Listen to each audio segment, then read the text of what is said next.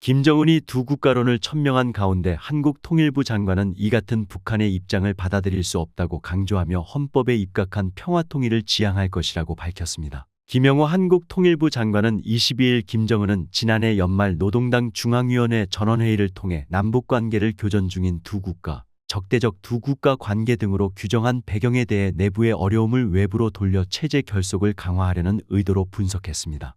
김영호 장관은 이날 국회 대정부 질문에 출석해 현재 북한 주민들이 한국 드라마 이른바 한류에 의해 큰 영향을 받고 있다며 이를 통한 주민들의 대남 동경심을 차단하기 위해 두 국가론을 천명했을 것이란 분석을 내놨습니다. 그러면서 김영호 장관은 두 국가론에 대해 받아들일 수 없다는 입장을 명확히 했습니다. 그런 북한의 입장은 우리가 받아들이기 어렵습니다.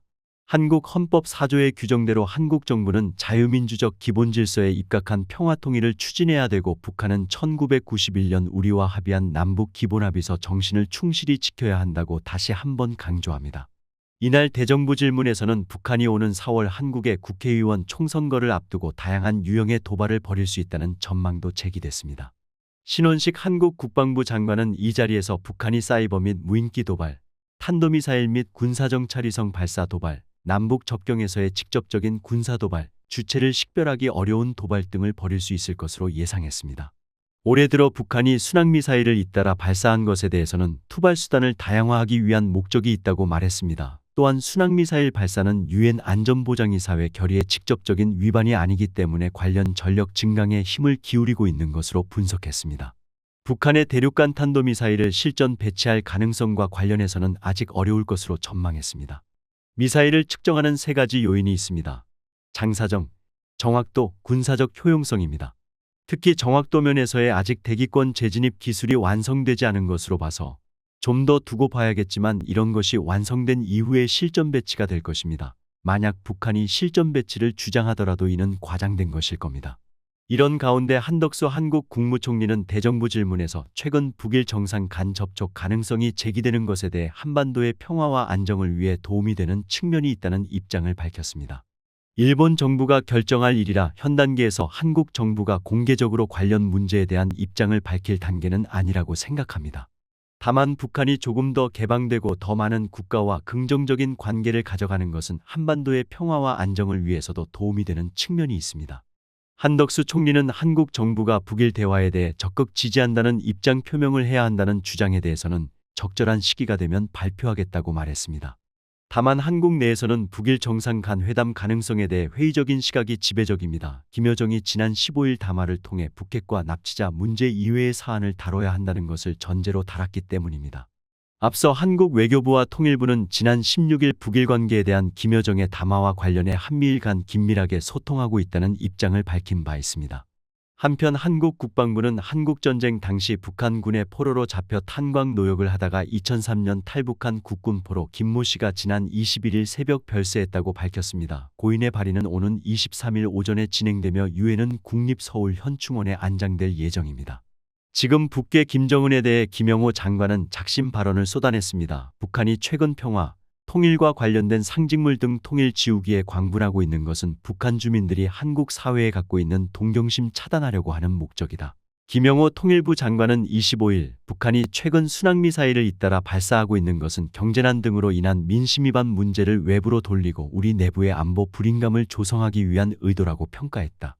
김 장관은 이날 오전 KBS 일요진단 라이브에 출연해 이같이 말하고 북한의 군사적인 도발에 대해서 우리가 한미동맹이라든지 또 우리 군사력을 통해서 확고한 억제 체제를 구축하는 것이 한반도 평화를 유지하는 길이라고 말했다.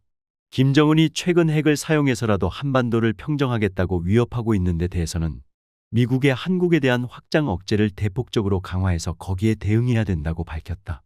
김 장관은 북한이 핵에 집착하는 이유는 바로 김정은 세습 체제를 유지하기 위한 그런 목적도 있다며 여기에서 분명하게 우리가 짚어야 되는 것은 북한이 핵을 개발하지만 자기 자신들의 의도대로 결코 되지 않는다고 지적했다. 그러면서 미국의 한국에 대한 확장 억제가 강화되고 북한은 자기의 목적을 드러내지 못하고 더욱더 심각한 군사적인 딜레마에 빠질 수밖에 없다고 전망했다. 김 장관은 또 북한이 최근 평화, 통일과 관련된 상징물 등 통일 지우기에 광분하고 있는 것은 북한 주민들이 한국 사회에 가지고 있는 동경심을 차단하려고 하는 목적이 있다고 말했다.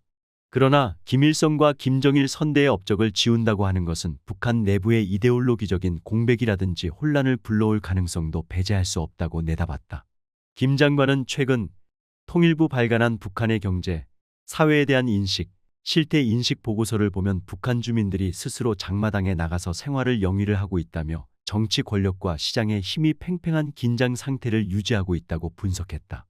아울러 북한 내부의 시장화 현상이라고 하는 것이 북한 주민들의 의식도 바꿔놓고 있는 것으로 보인다며 집단주의적인 의식에서 개인적인 의식으로 생각이 바뀌고 있고 북한 사회가 밑으로부터 변화하고 있다는 걸 이 보고서가 보여주고 있다고 말했다. 김 장관은 또 보고서를 보면 북한 주민들이 탈북하기 1년 전에 72%가 배급을 못 받았다며 북한 주민들이 결국은 각자 도생의 길로 나갈 수밖에 없는 상황이라고 진단했다. 또한 김정은은 선대 업적 지우기, 북내부 혼란 부를 가능성 크다고 말했다. 김영호 통일부 장관이 김정은의 선대 업적 지우기가 북한 지도층의 혼란을 불러올 가능성이 있다고 밝혔습니다. 또 세습 권력 기반이 되는 김일성, 김정일의 업적을 지운다는 것은 북한 엘리트들 사이에 이념적 혼란을 불러올 가능성이 굉장히 크다고 밝혔습니다. 김 장관은 이어 북한 내부에 이런 갈등이 생긴다면 위기를 돌파하기 위해 군사적 도발을 할 가능성이 크다는 얘기라며 정부는 이 상황을 매우 심각하게 보고 군사적 억제책 등 철저한 대책을 마련해 두고 있다고 말했습니다. 지난해 말 남북관계를 적대적 교전 중인 두 국가로 정의한 김정은은 지난달 15일 최고인민회의 제14기 제10차 회의에서 공화국 민족 역사에서 통일, 화해, 동족이라는 개념 자체를 완전히 제거해버려야 한다고 주장했습니다. 또한 김정은은 김일성 주석이 제시한 통일 원칙 등을 기리는 조국 통일 3대 헌장 기념탑을 꼴불견이라 부르며 철거를 지시하고 김정일이 추진했던 남북 간 경의선 연결을 완전히 끊어놓겠다고 밝히는 등 대남 적대정책 추진 과정에서 선대 유산을 부정하는 모습을 보였습니다. 김 장관은 김정은의 적대 발언이 북한 주민들의 한국에 대한 적개심을 키워서 결국 핵개발과 한국에 대한 군사적 위협을 정당화하려는 목적이 있다며 북한이 아무리 부정한다 해도 민족 정체성은 지울 수 없기에 최근 북한 행태는 반역사적이고 반민족적이라고 지적했습니다. 이에 대해 정부는 북한이 통일 지우기에 나선다고 하더라도 헌법 제4조가 보장하고 있는 자유민주적 기본질서에 입각한 평화 통일을 적극적으로 추진해 나가겠다고 강조했습니다.